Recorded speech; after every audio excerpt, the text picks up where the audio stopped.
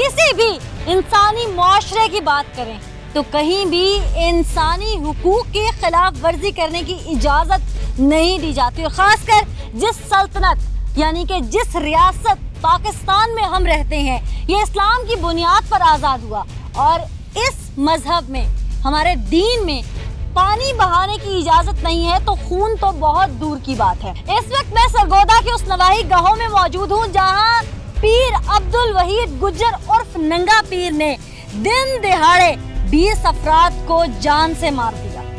जान से मारा किसी आम तरीके से नहीं, बल्कि खंजर के वार कर करके उनको बरहना करके मर्दो ख्वातीन को लहू लुहान किया। ये क्राइम सीन है इस वक्त जिस स्पॉट पे मैं मौजूद हूँ। और इस गांव में इस पीर को 2 साल से अकीदत की नजर से देखा जाता था। सबसे पहले कि मैं क्राइम सीन एक्सप्लेन करूं, मैं यहाँ ये बताती चलूं कि इस पीर बाबा के, ये नंगा पीर बाबा की खासियत ये थी कि ना तो ये खुद कपड़े पहनते थे और ना ही अपने किसी फॉलोअर को, अपने किसी मुरीद को यहाँ कपड़े पहनने की इजाजत देते थे।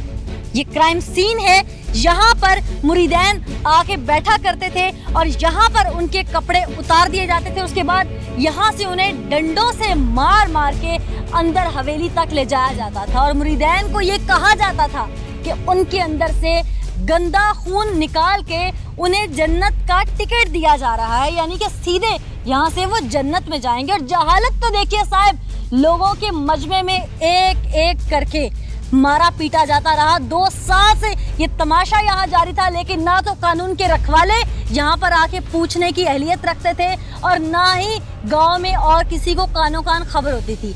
हमारे यहाँ से MNA MPs इलेक्शन मुहिम चलाते, टिकट्स पे इलेक्ट होते, लेकिन इस बाउंड्री में क्या हो रहा था वो भी शायद परवाह नहीं करते थे। क्यों नहीं करते थे? क्या उन्हें यहाँ से कोई लालच था या हमारे कानून के रखवालों को यहाँ से हफ्ता जाता था? वजह क्या थी ये तो आगे प्रोग्राम में दिखाएंगे। इस वक्त ये बाउंड्री में आपको दिखाती चलूं कि यहाँ पर लोगों के कपड़े उतारकर उन्हें जला दिया जाता था और इस वक्त ये कपड़े जो जले हुए पीसेस पड़े हैं, ये कपड़े देख के लग रहा है कि किसी मर्द के नहीं बल्कि ख्वातीन के ये कपड़े हैं जो यहाँ पर जला दिए जाते थे और उन्हें कहा जाता था कि तुम्हारे सारे गुनाह इन कपड़ों के साथ जल चुके हैं, तुम अब बख्शिश में हो और सीधे यहाँ से जन्नत में जाओगे। ये ढेर कपड़ों का यहाँ जलाया जाता था, यहाँ दिया जलाया जाता था और ये अपनी तरफ से मेंबर नुमा जगह बनाई हुई थी जहाँ खड़े होकर पीर साहब खिताब भी शायद करते थे। अब दूसरा सवाल रहा कि यहाँ से मार के जब लोगों को अंदर लेके जाया जाता था तो ये क्राइम सीन है और अभी भी यहाँ पे क्योंकि ये मिट्टी है और जज़ब हो चुका है खून, लेकिन खून के धब्बे अभी भी मौजूद हैं जगह जगह, ये मेरे कैमरामैन दिखा सकते हैं। और यहाँ से खंजरों के वार से और डंडे से लोगों के सरों पे डंडा मार के उन्हें यहाँ से जख्मी हालत में घसीट के अंदर ले जाया जाता था। वहां जाकर उनके साथ क्या सुलूक होता था वो भी आपको अंदर चल के दिखाते हैं।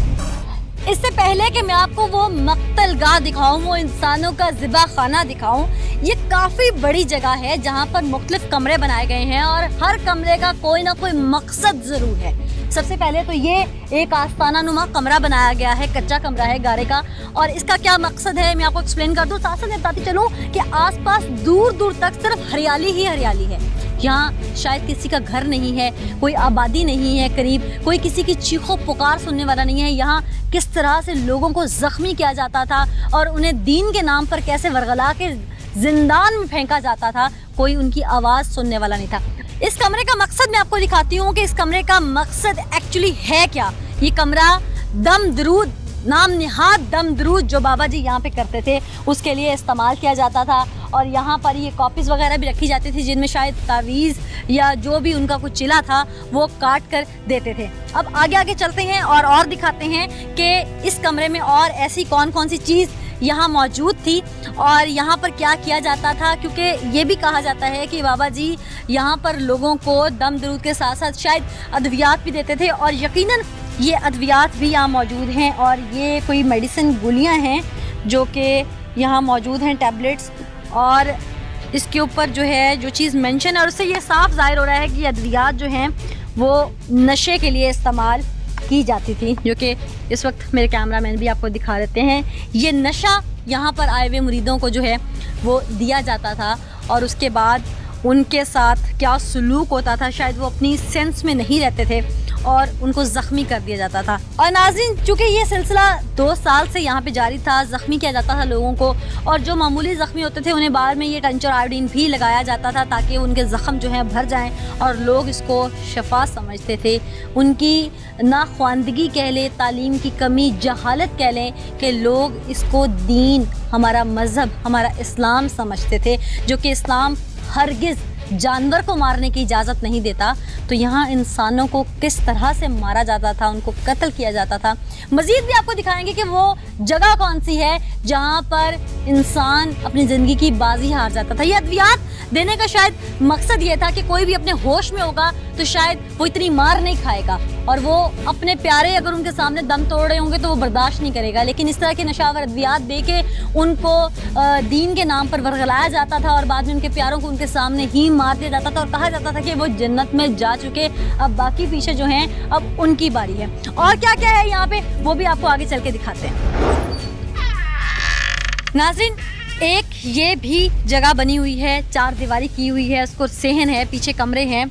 ये चूँकि देगे बनती थी, पूरा लंगर खाना भी यहाँ पे अरेंज किया जाता था। आए हुए मुरीद चाहे ज़ख्मी हैं, चाहे वो जिस भी हाल में हैं, उनके जो मर गए हैं, उनके जो पीछे वर्सा होते थे, उनको खाना भी खिलाया जाता था यहाँ पर। अब ये वो सेहन नुमा जगह है जहाँ पर लोगों को बाहर से वो पीर बाबा, नाम नेहाद पीर बाबा, क्योंकि मैं तो उन्हें पीर बाबा भी कहते हुए मुझे अफसोस हो रहा है, दुख हो रहा है, तो वो गुज्जर साहब उन्हें घसीटते हुए यहाँ लाते थे ज़ख्मी हालत में। और उसके बाद ये वो जगह है, ये खून आप देख सकते हैं कि कितना पड़ा हुआ है। यहाँ पर लाकर एक एक करके उन्हें खंजर मार मार के मार दिया जाता था।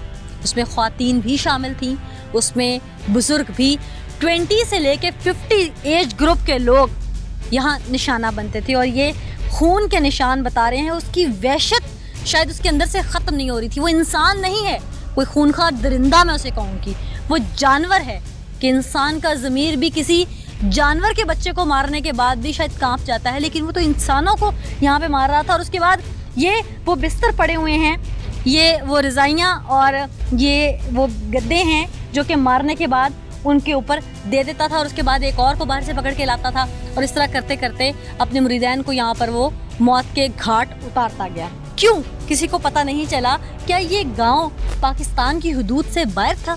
क्या ये टुकड़ा किसी को नज़र नहीं आ रहा था कि यहाँ पे हो क्या रहा है?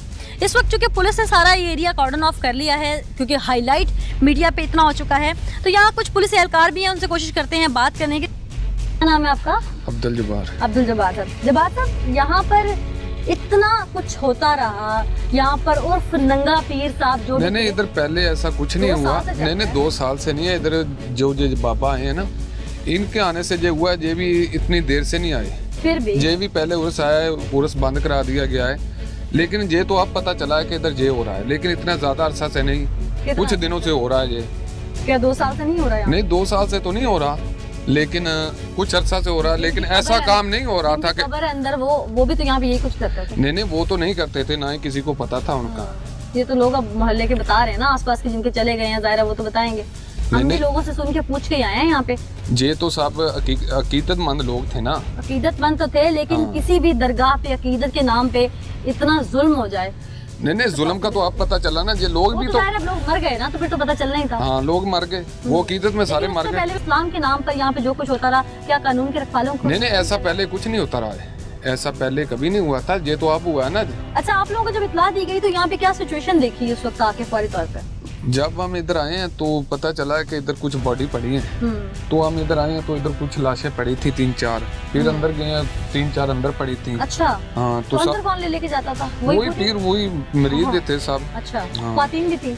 ख्वातीन की लाशें भी थी, 3-4 ख्वातीन की लाशें पड़ी थी, बाकी मर्द हजरात की लाशें पड़ी थी। क्या बिल्कुल लाशें जो थी वो एक दूसरे के ऊपर पड़ी थी? अच्छा, एक दूसरे के ऊपर। एक दूसरे के ऊपर। तो ज्यादातर खंजर के वार किधर किए हुए थे? उनके सीनों में किए हुए थे? कहाँ किए? नहीं, खंजर के मुख्तलिफ वार थे, ज्यादातर डंडों के वार थे। अच्छा। हाँ, डंडों और छोटों के वार थे, सर में वार थे। हाँ। लेकिन ज्यादा वार डंडों के थे। सही। तो कुछ लोग यहाँ पे, क्या आप लोगों को ऐसे भी मिले जो जख्मी थे उस वक्त, उनकी सांसें चल रही थी? नहीं, एक ही था जख्मी, उसको फौरी वो अस्पताल ले गए। वो भी कोई औरत थी।